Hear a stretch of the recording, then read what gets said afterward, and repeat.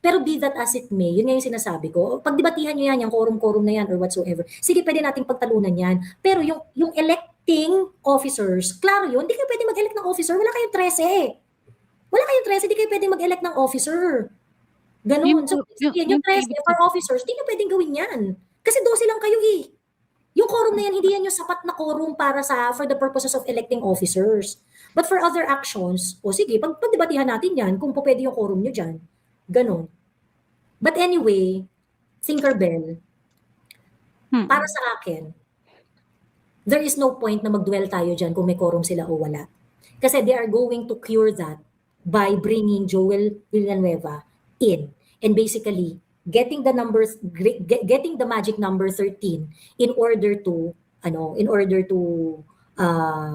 tawag dito, change the leadership in the Senate. O kapag gano'n na yung nangyari, ano na yun? Klarong-klaro na yun.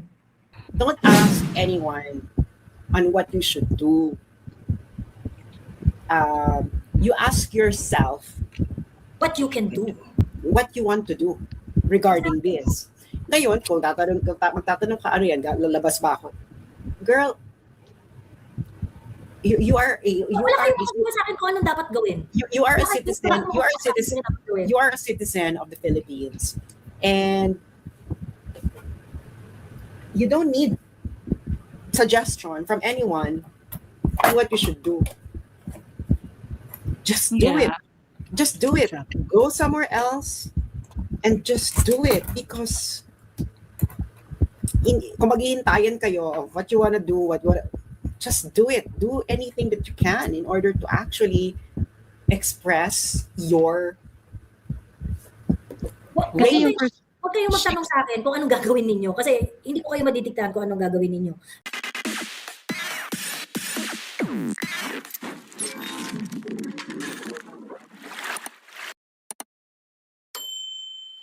Mas nakaka-insulto yung Robin Padilla as chairman ng Committee on Constitutional Amendments and Revision of Law. Sabi ni, sino yung na-insulto? Sabi ni Armando Jose. Bakit Armando Jose? Napakinggan mo ba kahit isang hearing ni Robin Padilla tungkol sa Constitutional Amendments and Revision of Law? Armando Jose? May napakinggan ka na kahit isang committee hearing ni Robin Padilla on constitutional amendments? Can you please substantiate your claim, Armando Jose? Kasi kung wala kang napakinggan, kung paano hinandle ni Senator Ro, marami ako na-attendan na committee, committee hearing niya on constitutional amendments.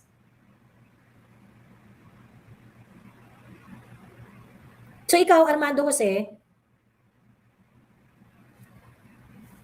napakinggan mo ba yung mga hearing ni Robin Padilla? Nakita mo ba yung mga issues na itinaas doon sa mga committee hearings niya? Nakita mo ba yung mga tao na nagsalita at naging part ng consultation doon sa constitutional amendments? Now, if you haven't, shut the fuck up. Hindi nga eh. I really think na gusto lang nila magsalita kung ano ang gusto nilang sabihin without actually understanding what actually happened during the committee hearings of Senator Robin Padilla. And they didn't even see how Robin Padilla actually handled the hearing and what actually Robin Padilla believes about how the Constitution be amended. Hindi ba? Hindi ba nito napanood yung about parliamentary system? And I don't even think that Armando even understand what shift to parliamentary system mean or what parliamentary system is, because I'm pretty sure this Armando didn't even graduate in high school. So magsasalita kayo na mas nakakaya si Robin Padilla Nakita niyo ba kung paano hinandle ni Robin Padilla yan? Nakita niyo ba kung sino yung mga taong kinonsulta ni Robin Padilla para dyan? Nakita niyo ba yung mga issues na na-raise? Yung mga challenges on how to do it? Nakita niyo ba yung mga offered solutions?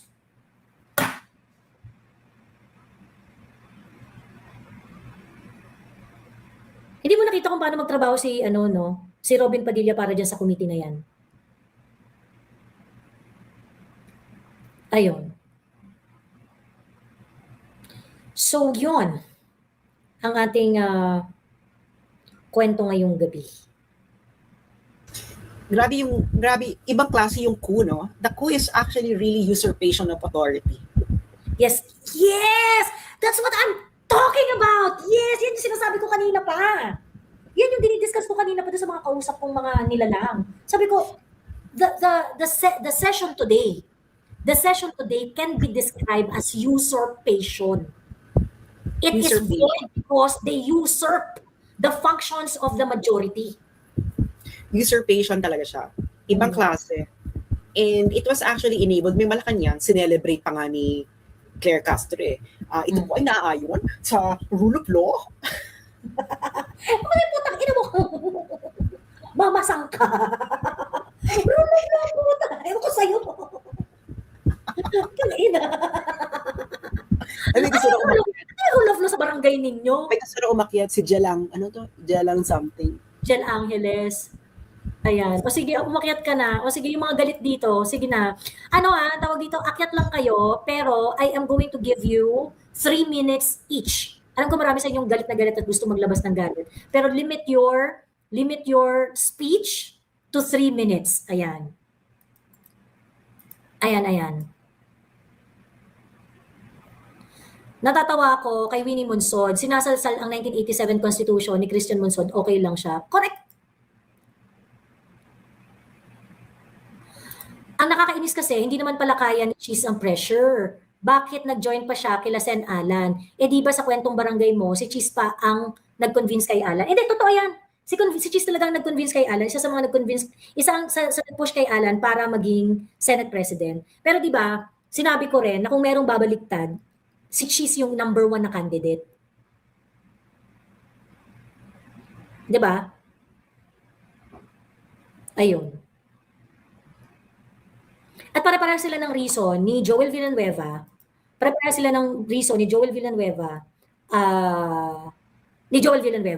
Redemption. Pare-pareho sila ng reason ni Joel Villanueva, Chis Escudero, and Jinggoy Estrada. Ayun.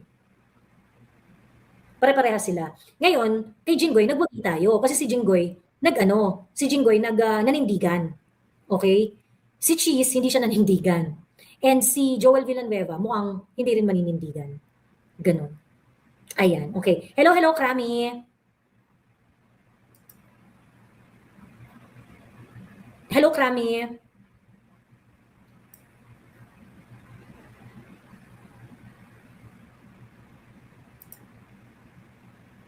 So mamaya ba Miss Joel Villanueva i-announce na din ang pagbaligtad niya? I think ang mangyayari, magre-request daw yung, parang ang plano, no, according do sa pagkakarinig ko sa may kaparangan, they will try to get a special session before mag-start mag-resume yung session, before mag-SONA. So magkakaroon sila ng special session during recess for the purposes of changing the leadership in the Senate. Yun lang yung gagawin nila. So kapag ka nag-call ng special session, ayun, napapalitan na nila si Peter Cayetano doon. Ayun. Ayan. Hello, Tinkerbell. Hello po, Miss Joey. Ayan. May Go na. Your question lang po timer ako. starts now. O sige. Actually, may question lang po ako about dun sa Senate na mga jurisprudence ng mga legal luminaries. Charot. Yung about dun sa kung bakit daw acceptable yung 12 as majority or quorum. Parang based dun sa mga sinasabi nila, parang hindi naman siya nag-apply for this specific situation. Okay ba yung position ko dyan, Tinkerbell? Tingin ko kasi talaga pwedeng magkaroon ng quorum, but only for business purposes, for regular business purposes. Not because of ito, but because of Jinggoy Estrada, kasi nakakulong na si Jinggoy. Okay. Pero parang ang labo talaga. Ang heavy ng day na to. Kasi parang sa akin, whether nasa Amerika siya or nandito siya sa Pilipinas at nakakulong siya, the mere fact na yung araw ng session, hindi mo naman makakumpel si Jinggoy Estrada na pumunta doon sa plenary dahil nga kailangan ng interagency cooperation bago mo mapupunta si Jinggoy sa plenaryo eh. Hindi mo na magagawa yun na yun. So for me, for the purposes of determining quorum para sa regular business ng Senate, pwede yung Avellino. Para sa akin lang yan ha. Hayaan na natin mga legal luminary dyan na mag-decide about it. Pero para sa akin, applicable pa rin yun. Oh, okay. For the purposes of the session yesterday. Pero be that as it may, yun nga yung sinasabi ko. Pagdebatihan nyo yan, yung quorum-quorum na yan or whatsoever. Sige, pwede nating pagtalunan yan. Pero yung electing electing officers, klaro yun, hindi kayo pwede mag-elect ng officer, wala kayong 13. Wala kayong 13, hindi kayo pwede mag-elect ng officer. Ganun. So, yung 13 for officers, hindi nyo pwedeng gawin yan. Kasi 12 lang kayo eh. Yung quorum na yan, hindi yan yung sapat na quorum para for the purposes of electing officers. But for other actions, sige, pagdebatihan natin yan kung po pwede yung quorum nyo dyan. Ganun. But anyway, Tinkerbell, para sa akin, there is no point na mag-dwell tayo dyan kung may quorum sila o wala. Kasi they are going to cure that by bringing Joel Villanueva in. And basically, getting the magic number 13 in order to tawag dito, change the leadership in the Senate. O kapag ganun na yung nangyari, ano na yun? Klaro-klaro na yun. Yun na nga po yung parang follow-up question ko. In your own, walang kristal, what do you think the next? Ayun na, kukunin nila yung 13. Yun ang yung sinasabi ko kanina, di ba? I-cure nila yan. Alam nila nagkamali sila alam nila nagkamali sila kanina. So ang gagawin nila, pipilit sila na kukuha pa ng isa. Pag nasundot nila yung isa, di sila lang majority. Bukas po, kasi di ba dapat may nakaschedule na Blue Ribbon Committee hearing? Ano yun? Siege na naman? Well, I do not know. Pero si Alan Peter Cayetano, pinupush na yung Blue Ribbon Committee and I support him. Me too. Kasi hindi pa naman siya natatanggal eh. Hindi pa siya natatanggal. Siya pa rin ang Senate, siya pa rin ang Senate President. And for me, yung nangyaring yung nangyaring plenary kanina is a clear usurpation of authority and usurpation of the duties of the majority. Pero bakit itong mga to yung nag-preside ng plenary? Kasi for me, dapat ang ginawa nila doon, pinagsalita mo nila si Cheese kasi si Cheese yung part ng minority. Tapos mabutuhan sila. Diba? Ganun. Kung sino yung magiging officer of the day. O saka dapat palang naupo si Win Gatchalian. Ay hindi, pumasok na si Win Gatchalian. At si Win Gatchalian na ang nag-proceed at nag-facilitate ng session kanina. Correct. So yun. Good luck Philippines. God bless the Philippines. Sabi ni Junior, Joey ang president ng Pinas. Yes, and you think they cannot, mani-mani yung requirement na yan. Of course. Magde-declare talaga yung presidente, magre-request talaga yung presidente ng special session. And yung special session na yun para i-take over yung Senate presidency. Planado na yan. So ngayon, wag na kayong ma-stuck doon sa debate whether may quorum or walang quorum. What are you going to do? Because pipigilan talaga nila yung Senate Blue Ribbon Committee na yan. Bukas is probably the last opportunity. Yun nga yung sinasabi ni Senator Marcolete. Tomorrow is probably the last opportunity that we can put the 18 Marines on record sa Senate. If walang mangyaring something. Well, may mangyayari talagang something. Sigurado ko dyan, pipigilan nila yan. Baka arrestuin nila yung 18 Marines or whatever. Hindi nila papapasukin yan. So what are you going to do? If the 18 Marines would not be able to testify before the Senate, wala nang pagkakataon. Because the Senate leadership is going to be changed. If ikaw po yung may hawak ng kapalaran ng Pilipinas in the most legal way that you can share, inakwentong barangay way, what do you think is the next best kumbaga course of action that all of us should do? We deserve what we tolerate. So think of what you deserve. Ano ba yung deserve ninyo? Deserve ninyo Blue Ribbon Committee, Erwin Tulfo? Like ano po yung magagawa ng mga ordinary Filipinos in times like this? Kasi kahit tolerate what you deserve. That's what you need to do. Tolerate what you deserve. If you think you deserve a Blue Ribbon Committee led by Erwin Tulfo, then you deserve it. Like, do we go out? You deserve what you tolerate. What else do you need from me? Okay. Ano kailangan nyo sa akin? You deserve what you are going to tolerate. You don't ask anyone on what you should do. You ask yourself what you can do. What you want to do regarding this. Ngayon, kung magtatanong ka, lalabas ba ako? Girl, you are sa akin kung anong dapat gawin. You are a citizen. You are a citizen of the Philippines, and you don't need suggestion from anyone on what you should do.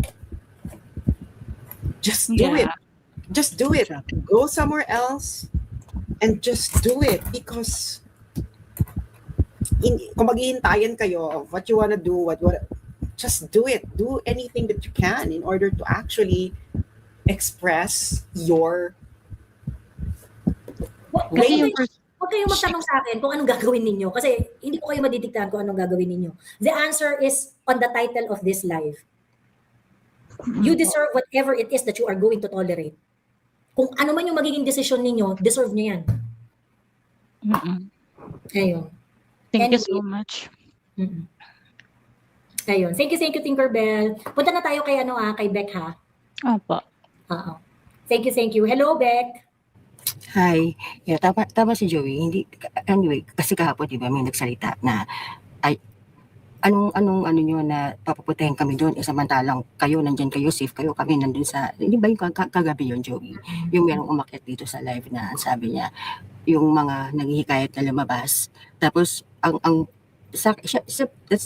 point of view niyo. Tapos, ang sabi niya sa live is, bakit kayo hinihikayat yung kami dyan? Kayo nandyan lang, parang, safe kayo, kami nandito kumbaga parang yung may risk na may mangyari sa kanila.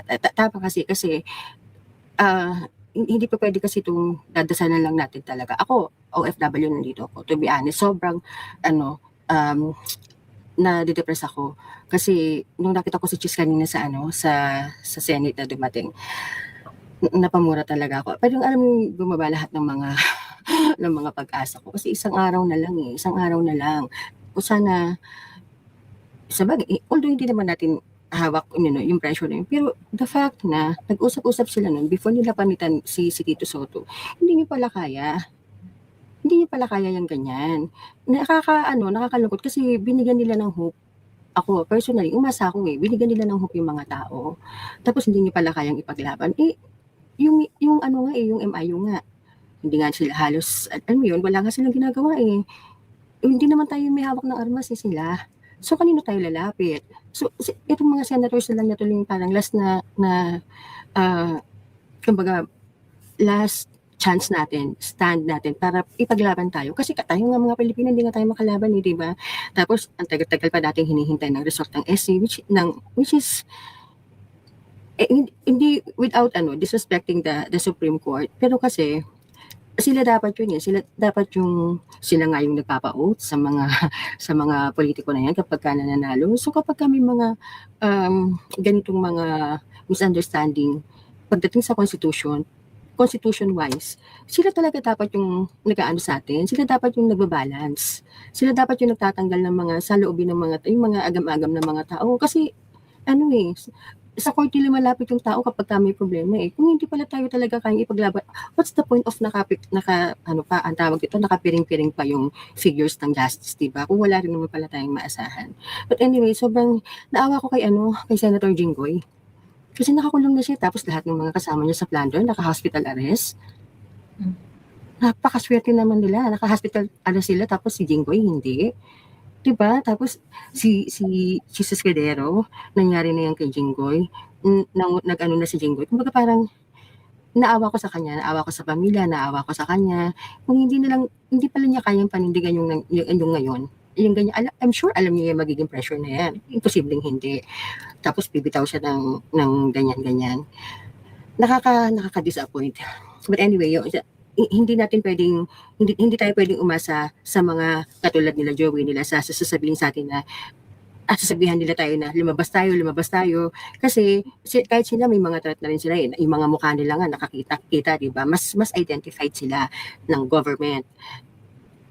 Dapat talaga yun sarili nating will, kasi tama naman talaga action, prayer without action is dead. Hindi pwedeng dasal lang tayo ng dasal. Hindi pa pwedeng sasabihin natin kay Lord na, Lord, tulungan mo kami. Tapos ikaw nakahilata ka lang, hintay mo na may milagro na mangyari sa'yo. Kailangan, gagawa ka. Para kung ano man yung mga gawa mo, makikita ni Lord, nahihirapan ka, maawa sa'yo, tutulungan ka. Ganun yun. Hindi tayo pwedeng maghihintay. Kanina nga, nagtirawagan ko yung asawa ko sa Pinas. So, kinukwento ko itong mga nangyayari. Kasi wala kaming TV. Hindi siya talaga nanonood ever since sa mga, may TV, pero hindi siya nanonood ng mga news.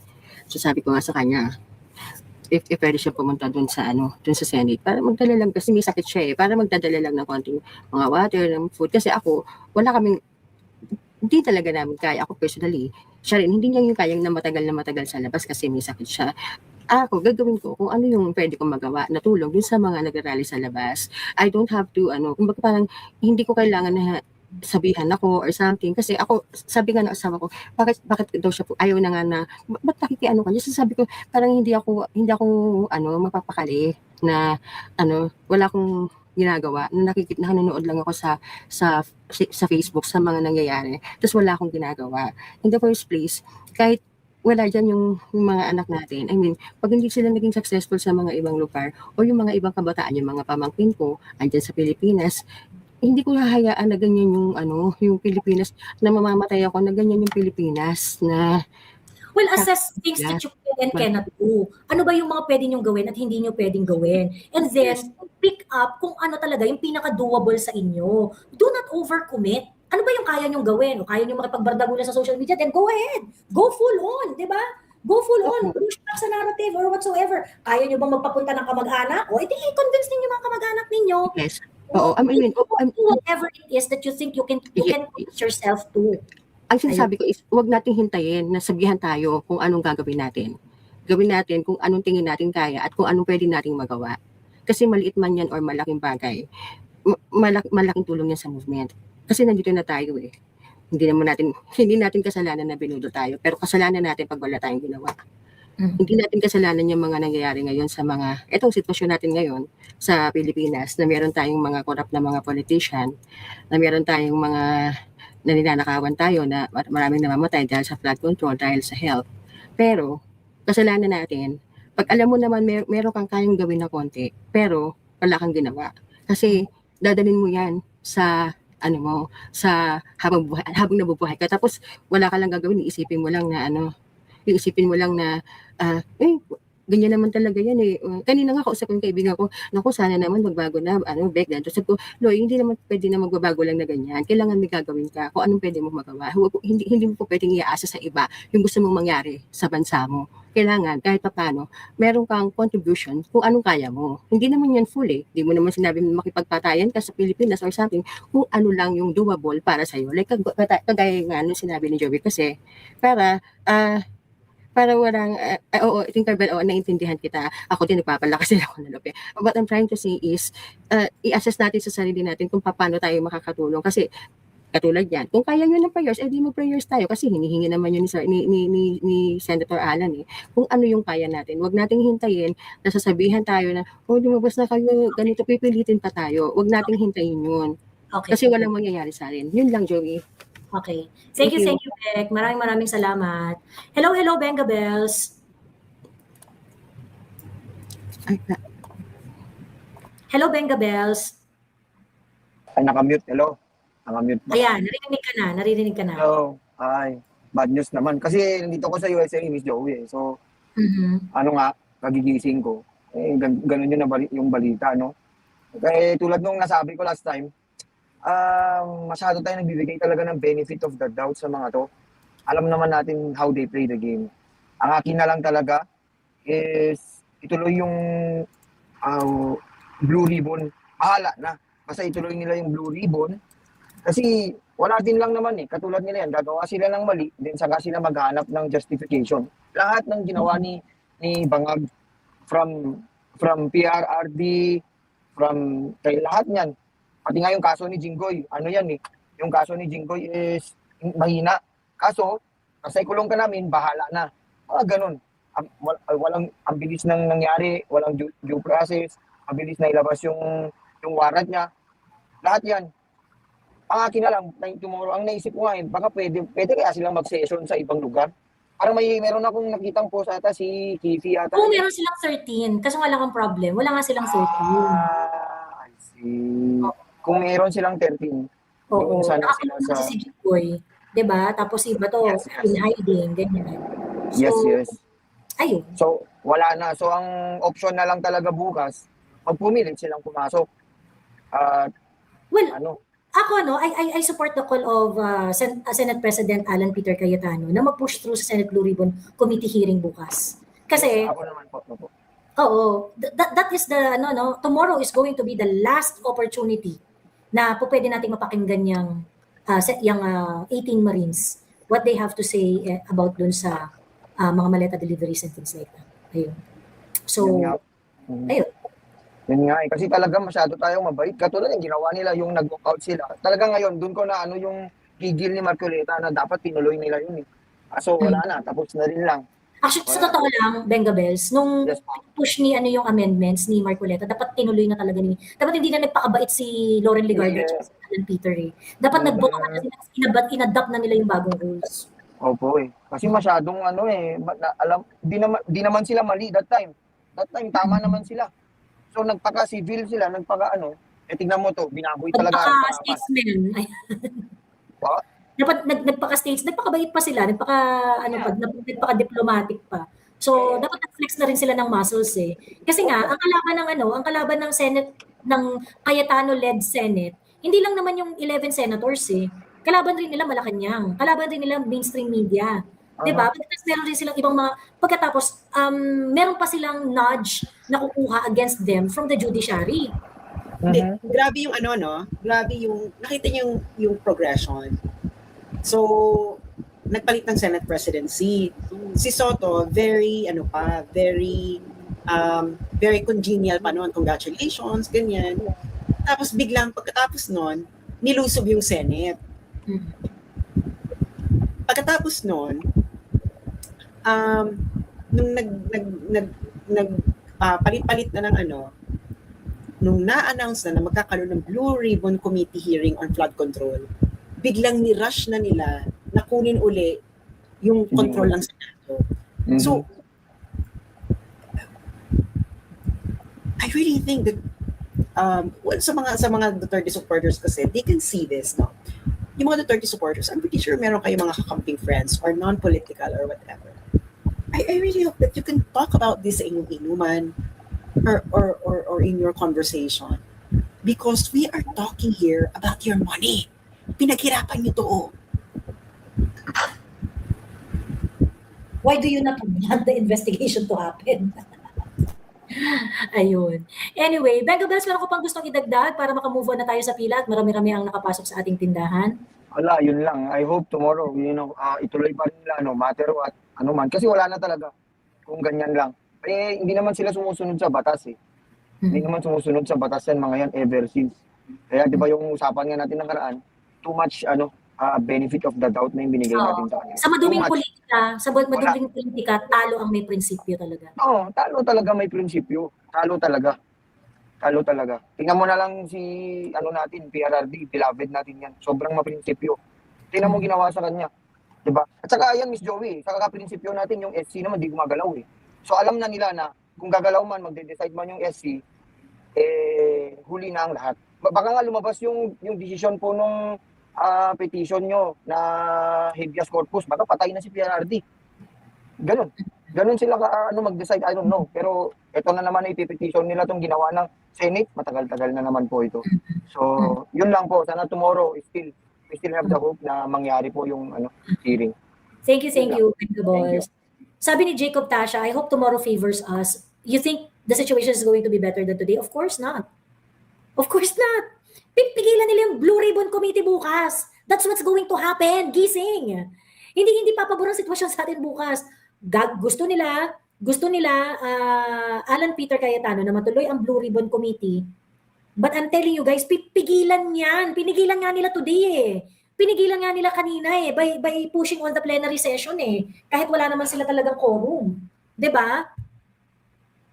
Nagpalit nga sila ng mga officers eh kahit walang quorum. So no, today is hindi mag-favor sa atin ang sitwasyon. Kung ang gusto natin is matuloy yung hearing na Blue Ribbon Committee bukas, they are going to do everything para hindi magsalita ang 18 Marines. So ngayon, like I'm telling you all, whatever's gonna happen tomorrow, you deserve whatever it is that you are going to tolerate. Ayun. Hello, Jel Angeles. Hi, Miss Joey and Miss Sas. Kamusta po kayo? Okay naman. Ayan, anong gusto mong i-share? Punta ka na sa iyong gustong i-unload na sama na loob. So, gusto ko muna, Miss Joey, na share is yung nangyari kanina sa um, movie ni Direk Daryl Yap na Love Mo. So, nanood kami kanina and then, alam niyo naman, bago magpalabas ng pelikula, lumalabas yung ano ng MTRCB. So, lumalabas si BBM doon. Alam mo ba, Miss Joey, mura.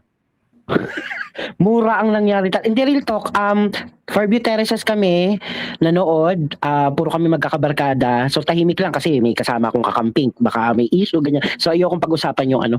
Pero alam mo, nagulat talaga ako kasi nagmura sila nung nagsasalita si BBM. As in, nagmura sila. Sige pa, tapos pagkatas, kaya tawa na yung mga tao pa rin. So, hindi ko na maalam kung, siyempre, Ano minumura nila, girl? Kasi may siya si ano pagka manonood ka kasi ng sine, meron parang mga government sanctioned commercial. So, lumalabas si BBM doon, tapos nagsasalita, supportahan natin ang pelikulang Pilipino, mga ganon. Yes. So, parang, siyempre, alam mo, yung kakaano lang kanina. Sa sine. Sinihan. Yes. Yes, Sinihan, Fairview Terraces, so nanood kami, magbabarkada kami. May kasama kong mga camping, dalawa yung camping, pero the rest, kami talaga, Sara Duterte. Pero parang, alam mo yun, yung, hindi ako mag-ano ko comment, sa isip ko lang, ganyan, walang comment. So, nanggaling sa ibang tao. Actually, siguro mga 80% yung Sinihan, puno siya. Ngayon, nagsasalita na si BBM na ganyan, yun nga, yung sinabi ni Joey. Talaga nagmumura. Tapos bago matapos yung bigla sinabi na, kabuta mo. Wait, sino nagmumura? Yung mga tao. Nagkukulit sila. Yes, sa Sinihan. Nagmumura sila. So, sinisigawan nila si BBM? Putakin na mo. Yes. Yes. Kasi meron yun, di ba? Yung parang magpapalabas siya ng, magsasalita siya doon. Ano sa ka ba dyan? North Caloocan. Oh! Actually, SAS kami yung alam ni Miss Joey, kami yung eto share ko lang na mabilis, kami yung nagpanood, si Miss Joey alam yata kami yung nagpapaano sa white, nagpapalabas sa white screen namin, pag nagla-live si Miss Joey or kaya yung third floor studios, kami nagpapalabas doon para mapanood, kasi dahil ang kapitan namin, solid Sara Duterte, nagkakataon lang. Ano po? So, ibig sabihin, sa Caloocan nangyari itong murahan? Fairview Terraces. So, malapit sa north. Ano to? Caloocan yan, di ba? Quezon City. Pero malapit sa amin, north. Fairview. So, sa Sinihan? So, ibig sabihin, Sinihan. girl, ibig sabihin ito, BBM is really in trouble. The survey result ay meron itong masahe. Itong negative ito. We're pretty sure na ito ay mas mababa pa dyan sa pinaka-negative. Mas mababa. Misas, real talk ito na, aminin ko na, Miss Joey and Misas. Ang mother ko ay isa sila sa mga nagsasurvey. Kaya alam mo, kahit nung time na bumaba si BP Sara, ganyan, nagda-doubt ako na, totoo ba yung isa siya sa mga team lead for researcher. Pero hindi ko nasasabihin kung ano, pero naging part din sila yung agency nila ng SWS survey. So ako naniniwala ako kasi noon pa, kahit mga bata pa kami, sinasama ko ng mama ko na, kunyari yung sa 7-Eleven, patikim, kaya naniniwala ko sa survey. Talagang as in, ako kung iba hindi niwala. Ako niwala kasi alam ko totoo, mama ko ganyan. Etong nag-negative, ang mother ko ay solid loyalista ng Marcos. So nung time na nag-negative to si BBM, tinatanong ko siya, di ba? Sabi ko, ano to, di ba? Negative 15 si BBM, totoo yan. Yun na nga. Kahit siya mismo aminado siya. Pero love niya si Amy, ha? Love niya si Marcos talaga siya. Love niya si Amy, love niya si BBM, pero inamin niya talaga na talagang mababa talaga ang totoo talaga ang survey. Kaya ako, pag may nagsasabi sa akin, hindi totoo ang survey, ako na nagsasabi, totoo yan, kahit mama ko. Kasi nasa research siya, nasa research. As in, kinukuha sila para maging, yun nga, yung magsasurvey sa iba't ibang mga yung Okta, yung SWS, isa sila sa mga nagaganyan. Ngayon, kaya ako kinuwento lang. Soldiers ng survey. Yes, ang nagsasurvey. So, totoo talaga yan. At in, Miss Joey, totoo talaga. Ewan ko lang kung pero ako naniniwala ko yung kasi yun yung pinagkalakayan ko. Ngayon, Miss Joey, kaya ako sinasabi yan. Kasi, kanina, bago ko manood ng sine, siguro mga 4, 5 PM, noon nga nung nalaman ko sa Chis Escudero, parang yung ano ko parang nalungkot ako, ganyan, ano ba, parang medyo na ano na ako, parang ayoko na mag-political. Yung kumbaga ayoko nang makipaglabak. Kasi lagi na lang ako nagko-comment na nilalaban lahat eh. Tsaka kung natatanda mo si Joey, nag-like ka. Ako yung nag-like, nung nagsabi sa'yo na, oh, don't forget manood ng, ano ha, love mo, di ba sabi ko, ang pangalawa yata ako nag-comment na sinabi ko, yes, excited. Kung natatanda mo yung nag-comment ako na, yes, excited na kami manood bukas. So talaga manood ako. So kanina nanonood kami, talagang as in. Tapos walang nag-react ha. Walang nag-react na aawayan yung nagsabi nung gano'n. Minura talaga si BBM. Alam mo, pahabol pa nga nung tapos nung pinano ha. Sabu pa more. Kaya tawanan talaga yung mga tao. Kasi siyempre, talagang yung huli-huli nga ako na pagkatapos yung pagkasalita na ganyan-ganyan. Di nagsisigaw yung mga tao. Sige, ganyan-ganyan, tangina. Nagmumura talaga. Nung pagkatapos niya na magsila bigla, kasi medyo may titigil may popost. Kung panoorin niyo may popost pa, siguro mga 2 seconds or 3 seconds pagkatapos ni BBM magsalita ng gano'n. Bigla may sumagot na sabu pa more. Kaya lahat ng tao talaga, as in tawanan. So, kumbaga parang naano ko na, talaga, hindi lang yung iba nagsasalita, parang siguro wala lang silang, alam mo yun, hindi pakialam, ganyan. Pero, yun yung parang naano ko ng loob na, ang daming galit talaga sa kanya. As in, ang daming galit sa kanya. Kaya nung nanood talaga kami, talagang tawa ng ganyan talaga yung nangyari talaga kanina. And sobrang Miss Joey tsaka sobrang, alam mo ba, parang inisip ko, Miss Joey tsaka Miss Sass, di ba merong nagreklamo na tungkol sa minority? Tapos, yung parang member ng, ewan ko ba, kasi may nagko-comment na member daw yun ng, anong tawag doon, ng corn beef, or yun nga, yung kasama nila, Parang inisip ko sa sarili ko din, no, kaya ko bang manindigan na ako mismo, na kaya ko rin ba mag-file ng ethics complaint sa Senado na mag-isa lang ako, tapos ako mismo gagastos para sarili ko na mag-complain para sa mga minority. Yung first year college student na Diba? Nag-file? Ang inisip ko, kaya ko. Gindrom nila yan for sure. Pero alam naman talagang may yan eh. Pero ako parang inisip ko, ako sa sarili ko, kakayanin ko bang labanan? Yung ako na mag-isa, wala talaga akong iba, wala akong hanap lang ako ng abogado na tutulungan ako na ganito para mag-file sa Supreme Court, yung parang gano'n, or sa Senado na mag-file ako para sa ethics sa ginawa ng Yung ako sa sarili ko, parang iniisip ko, kaya ko ba? Kaya alam mo, naiintindihan ko kung di ba, si Judas Barrabas, di ba? Si Chis Escudero bumaliktad. So parang feeling ko siya rin mismo sa sarili niya, parang takot. Ako kaya, sabi ko, ako sa sarili ko, may pamilya ako, kaya ko bang umarap, lalo na sa mga media, makikita yung mukha ko na, kaya ko ba isakripisyo sa sarili ko para sa pagbayan? Sorry, Miss Joey at Sas. Nagiging emosyonal ako kasi kung ano yung ginagawa nila sa atin. Sobrang hirap na talaga rito ko. Sobrang grabe yung nangyayari. Isipin mo na lang na dapat unahin kung ano yung paghihirap ng mga tao. Yung wala trabaho. Pero unahin nila yung sarili nila. Pamumulitika. Hindi nila naiintindihan yung pasakit ng mga tao. Hindi nila naiintindihan. Sobrang sakit po. Sobrang hirap na yung nangyayari sa atin. Tapos ganun pa yung gagawin. Ganito yung nangyari. Sorry po, naging emotional ako kasi nararamdaman ko po yung paghihirap natin lahat. Hindi ko pa alam kung ano mangyayari sa atin. Hindi ko po alam kung ano mangyayari sa atin lahat. Inom kang tubig, Jen. Inom kang tubig, ha? Ayan. Pag-ready ka, isipin mo kung ano yung pwede mong gawin and commit on the things that you can do. Ayun. And lahat tayo, we are going to fight our battle. Of course, para sa future ng bansa natin, para sa future ng family natin. So, marami tayo na lalaban. And let us encourage everyone not to accept this kind of mediocrity. And we will only succeed kung lahat tayo on the same page. So, ayan. Nararamdaman ka namin, Jen, and we are as frustrated as you are. So, huwag ka mag-give up because there is only one way. There is only one way, and that is to continue. Yun. Okay? Salamat po, Miss Joey. And diniling ko po kay Heavenly Father, nagabayan po ang Pilipinas. Kaya gabayan po tayong lahat. Huwag po tayong pabayaan.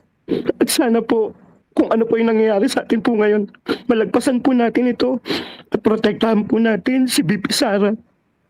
At sana po talagang siya po ang manalong presidente para sa 2028 at bigyan pa po kayo ng lakas, Miss Joey, Miss Sas, at sa lahat po ng vlogger na nagtatanggol po para sa ating bayan. Maraming salamat po. Kayo ng pampiyansa. Sa mga, Yun nga po.